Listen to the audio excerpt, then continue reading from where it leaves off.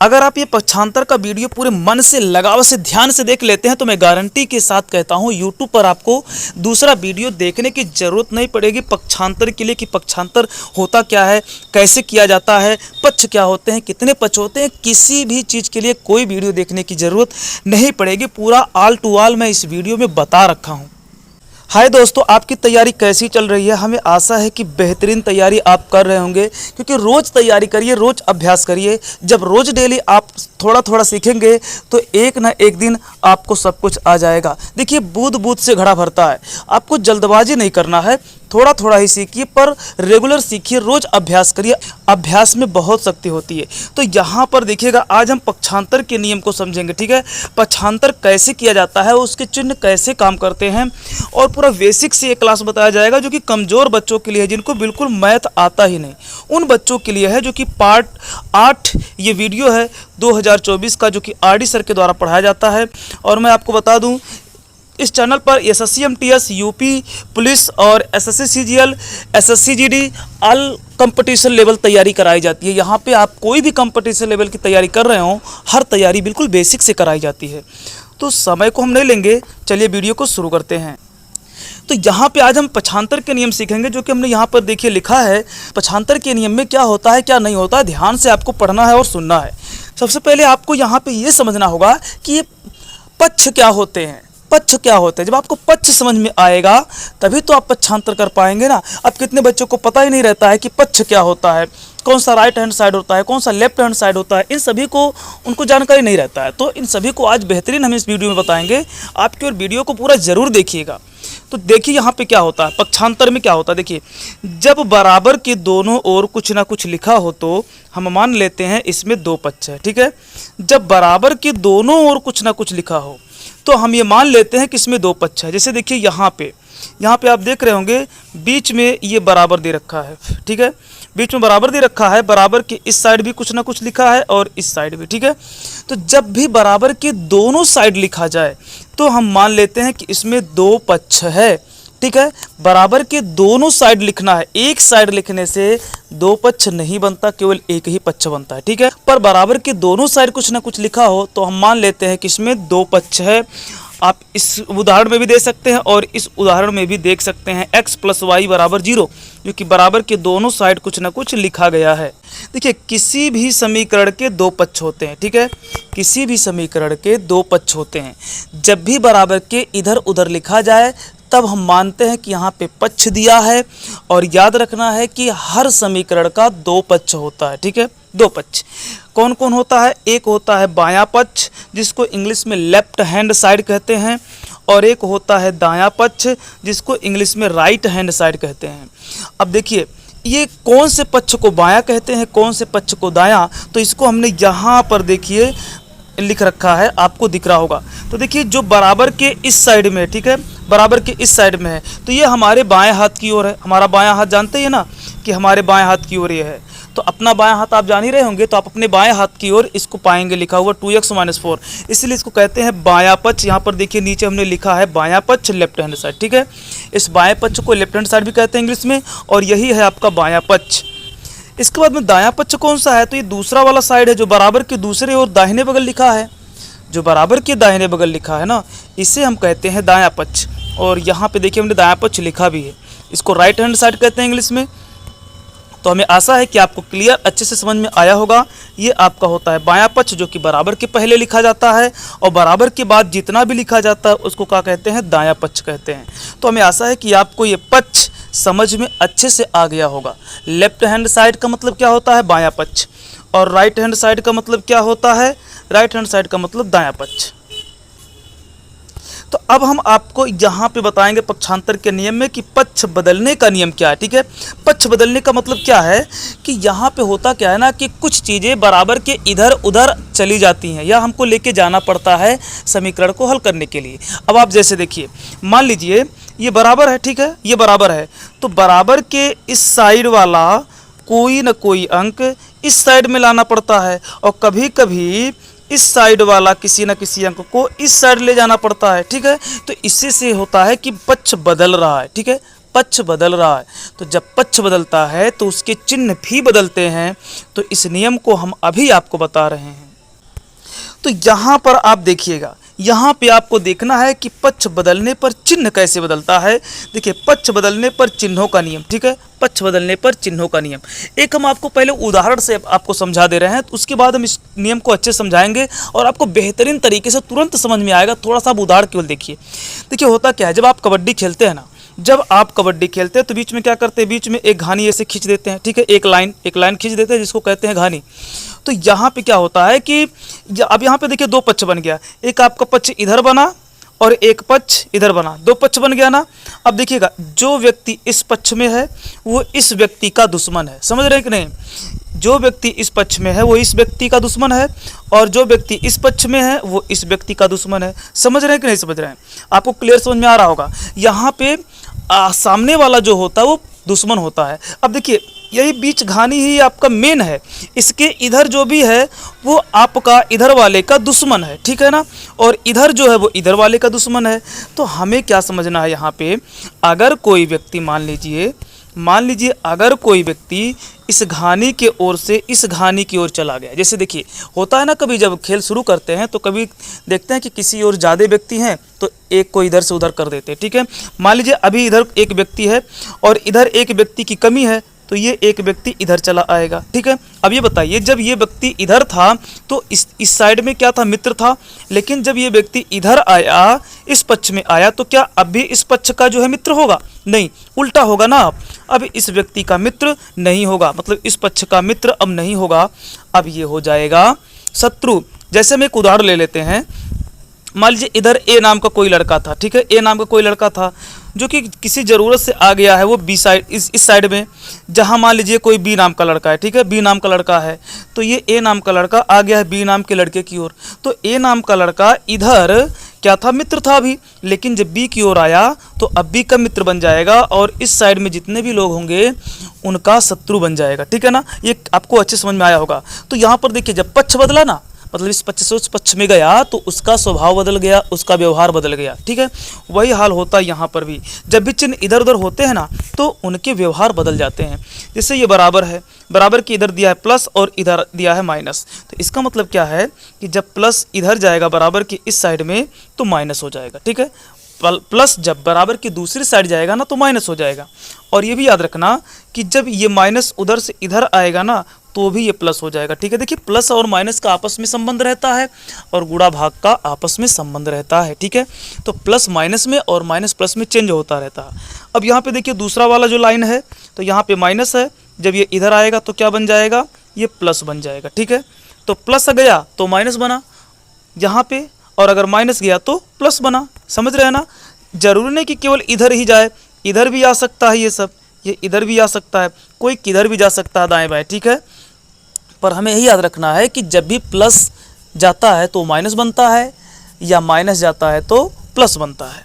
उधर से भी अगर माइनस आ रहा है तो प्लस या प्लस आ रहा है तो माइनस। अब देखिए, अब चलते हैं गुणा भाग की ओर। तो अगर कोई चीज़ इधर भाग कर रहा है तो बराबर की जब ये इधर आएगा ना तो उसका स्वभाव उल्टा हो जाएगा, गुणा, ठीक है, गुणा हो जाएगा, भाग का गुणा हो जाएगा। और जब कोई चीज़ इधर गुणा कर रहा है वो बराबर की दूसरे साइड जाएगा ना तो भाग कर देगा, समझ रहे हैं, तो वो कर देगा भाग। तो हमें यही समझना है कि गुणा का भाग होता है और भाग का गुणा, जोड़ का घटाना और घटाने का जोड़, यानी प्लस का माइनस और माइनस का प्लस, ठीक है। ऐसा कभी नहीं करते कि इधर प्लस है तो उधर गुणा करेगा या उधर भाग करेगा, ऐसा कुछ नहीं होता है। प्लस का माइनस होता है, माइनस का प्लस होगा, गुणा का भाग होता है और भाग का गुणा, यही आपस में चेंज होते रहते हैं। तो यहाँ पर हमने देखिए एक उदाहरण लिया है, आपको उदाहरण क्लियर अभी समझ में आ जाएगा। देखिए हम क्या करेंगे, यहाँ पे देखिए 3x लिखा हुआ है और ये 7 है, ये y है, ये -2 है, ठीक है। तो यहाँ पे हम क्या करेंगे, ये y को इस पक्ष में लाना चाहते हैं। देखिए आप किसी को किसी भी पक्ष में ले सकते हैं, कोई दिक्कत नहीं है, पर हम इधर उधर कुछ कर रहे हैं जिससे आपको चीज़ें क्लियर समझ में आ जाए। जैसे ये y है ना तो y को हम इधर लाना चाहते हैं और इधर 7 है ना तो इधर ले जाना चाहते हैं, ठीक है। तो अब आप सोचिए ये 3x दिया है ना, इसको तो हम डिस्टर्ब नहीं कर रहे हैं, तो 3x हमारा ऐसे ही रहेगा, ठीक है, 3x ऐसे ही रहेगा। हम 3x के बगल में किसको लाना चाहते हैं, इस 7 को तो हटाना चाहते हैं ना, तो इसी 7 इधर नहीं लिखेंगे क्योंकि इसको हम हटाना चाहते हैं, तो 7 इधर नहीं रहेगा। तो इसी के बगल में 3x के बगल में किसको लाना चाहते हैं, इस y को, तो y का चिन्ह इधर देखिए क्या है, प्लस है। देखिए आगे कुछ जब कोई चिन्ह ना हो तो हम प्लस मानते हैं, ठीक है। तो यहाँ पे प्लस है, तो यानी कि y यहाँ प्लस है, तो जब y इस साइड में आएगा बराबर के इस साइड में, तो इसका प्लस का क्या हो जाएगा, माइनस। हमने यहाँ पे देखिए बता रखा, ठीक है, प्लस का माइनस हो जाएगा। इसका मतलब ये y इधर आएगा तो माइनस y लिखा जाएगा किसके, बराबर के इस साइड में, ठीक है, बराबर के इस साइड में। अब हमें लिखना है बराबर के इस साइड में। देखिए तो बराबर के इस साइड में बचा कौन, इस साइड में आपका -2 बचा हुआ है और इधर से 7 प्लस है, जो कि जब इस साइड में जाएगा यानी 2 के बगल में जाएगा तो ये इधर प्लस है तो उधर माइनस हो जाएगा। आपको शायद ये चीज़ें अच्छे से समझ में आई होंगी, ठीक है। अगर कोई दिक्कत हुआ होगा ना तो दोबारा एक बार वीडियो देख लीजिए, ये अच्छे से क्लियर समझ में आ जाएगा। चलिए पक्षांतर के नियम में एक और हम उदाहरण लेकर के आपके सामने आए हैं, जिसमें 2 उदाहरण दे रखा है इसमें, इस पेज में। तो यहाँ पे हम बेहतरीन तरीके से समझेंगे। देखिए यहाँ पे क्या है, इधर x है और इधर x है, यहाँ अंक है और यहाँ अंक है, यानी कि 3 है और इधर 6 है। तो हम क्या करेंगे ना, x वाला पार्ट एक साइड करेंगे, बाकी वाला एक साइड करेंगे, ठीक है। तो देखिए 4x तो इधर है, इधर ही रहने दीजिएगा। हमेशा याद रखिएगा एक चीज़, हमेशा क्या होता है कि जो x y z होते हैं उनको बाएं पक्ष में रखना अच्छा होता है, ठीक है। इसीलिए इन सभी व्यंजकों को बाएं पक्ष में लाते हैं, और जो बाएं पक्ष में उसको बाएं पक्ष में ही रहने दीजिए। तो ये व्यंजक हमारा बाएं पक्ष में है तो ये यहीं पे रहेगा, ठीक है। अब इस साइड में हम लाएंगे इसको, तो अब भाई इधर ये प्लस में है तो बराबर के जब इस साइड आएगा ना, बराबर के इस साइड में, तो यहाँ पे क्या हो जाएगा, -x, समझ रहे हैं ना, ये माइनस आपका हो जाएगा, ठीक है। इसके बाद में बराबर के दूसरे साइड क्या बचा है, केवल 6 बचा है, ठीक है। +6 बचा है तो प्लस आगे नहीं लिखा जाता, पर माइनस होता तो हम यहाँ लिख देते -6। अब इधर से देख रहे हैं 3 को आपको इधर लाना है, ठीक है, इधर छोड़ना नहीं है। तो 3 इधर आएगा तो इधर माइनस में है तो यहाँ आपका +3 हो जाएगा, ठीक है, इधर +3 हो जाएगा। अब क्या करना देखिएगा, अब ये 4x है -x है तो घट जाएगा ना, तो कितना बचेगा 3x। भाई 4x था, एक x निकल गया तो क्या x बचा, 3x बचा ना, और इधर आपका 6 है और 3 प्लस है तो मतलब जुड़ जाएगा, तो कितना हो जाएगा, 9 हो जाएगा, ठीक है, ये 9 हुआ।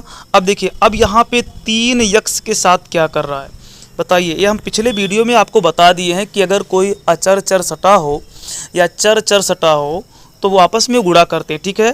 तो ये आपका 3 अचर है और x चर है, तो 3x से सटा है, इसका मतलब 3x से गुणा कर रहा है। तो जब बराबर के इस साइड में आएगा तो क्या करेगा, भाग। अभी हमने आपको बताया है पीछे, ठीक है। तो यहाँ पे देखिए 3 हम भेजेंगे 9 की साइड में, तो यहाँ पे क्या करेगा, भाग। भाग माने क्या हो जाएगा, बटा, तो 9/3 और 3 से भाग दे दीजिए 9 में, तो कितनी बार जाएगा, 3 त्रिका 9, तो x का मान आ जाएगा आपका 3, ठीक है। तो इसका जो आंसर आएगा ना व्यंजक का, वो 3 आएगा।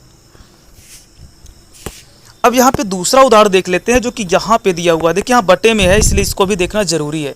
हमें क्या करना है, देखिए ये 5/8 यहाँ पे दे रखा है, यहाँ -3 है, बराबर के उधर 2 दे रखा है, ठीक है। तो हम क्या करेंगे, जितने भी अंक होते हैं उनको दाहिने पक्ष में ले जाना रहता है, ठीक है। जितने भी अंक होते हैं धीरे धीरे करके दाएँ पक्ष में ले जाना रहता है। लेकिन हाँ, जो चर यानी कि x y होता है ना, उससे जो सबसे पहले दूर अंक होते हैं उन्हीं को पहले ले जाना रहता है। जैसे x के साथ देखें तो 5 और 8 है तो x के बिल्कुल नज़दीक है, लेकिन 3 को देखें तो ये काफ़ी दूर है, तो इसी को हम पहले ले जाएंगे, ठीक है। ये नहीं कि आप पहले 8 भेज दीजिए पहले 5, तो गलत हो जाएगा। जो सबसे दूर होता है ना, पहले उसी को भेजते हैं। तो ये हमारा बचेगा इधर 5x/8, ठीक है। चूँकि हम -3 को इधर से इधर लाएंगे यानी कि 2 की साइड में, तो -3 इधर है, तो जब बराबर की दूसरे साइड जाएगा तो क्या हो जाएगा, प्लस। तो ये 2 इधर तो पहले से है, अब ये -3 इधर गया तो प्लस हो जाएगा, समझ रहे हैं ना, माइनस का प्लस हो जाता है। अब क्या करना है, अब ये 5/8 को ऐसे रहने दीजिए और ये दोनों देखिए प्लस हो रहा है, नहीं जुड़ रहा है तो जोड़ लीजिए। तो ये 5x/8 बराबर 3 2 हो जाएगा, कितना 5 हो जाएगा, ठीक है, 3 2 5। अब देखिएगा, अब यहाँ पे हमें क्या करना है, अभी 5x के साथ क्या क्या सटा है, तो x के साथ सटा है 5 और 8, ठीक है। लेकिन अगर हम बात करें 5 और 8 में, तो 8 तो 5 के हिसाब से कुछ तो दूर है, ठीक है। 8 काफ़ी दूर है 5 के हिसाब से, 5 तो एकदम सटा है, तो पहले 8 को भेजेंगे, ठीक है। भाई हमने कहा ना पहले दूर वाले को ही भेजते हैं, तो पहले 8 उधर जाएगा। तो 8 इधर क्या कर रहा है, भाग कर रहा है। भाई बटे का मतलब क्या है, भाग कर रहा है। तो ये 5 की ओर जाएगा तो क्या करेगा, गुणा करेगा। तो इस साइड में क्या बचेगा भैया, 5x बचेगा। अब बराबर के दूसरे साइड गया, ये 5 के साथ गुणा कर देगा, ठीक है। तो कितना हो जाएगा, 8 × 5 = 40। समझ रहे हैं ना। अब बारी आ गई 5 को भेजने की। भाई जितना अंक है ना, एक एक करके सबको दाहिने ओर भेजना है, किसी को रोकना नहीं है। तो अब अंतिम में 5 जाएगा, तो 5x के साथ गुणा कर रहा है, भाई सटा है तो गुणा करेगा। तो इधर आएगा 80 के साथ क्या करेगा, भाग, भाग का मतलब बटा, और कर दीजिएगा तो x बराबर कितनी बार जाएगा, 16 × 5 = 80। तो इसका मतलब x का यहाँ पे जो मान आएगा, जो वैल्यू आएगा वो आएगा 16।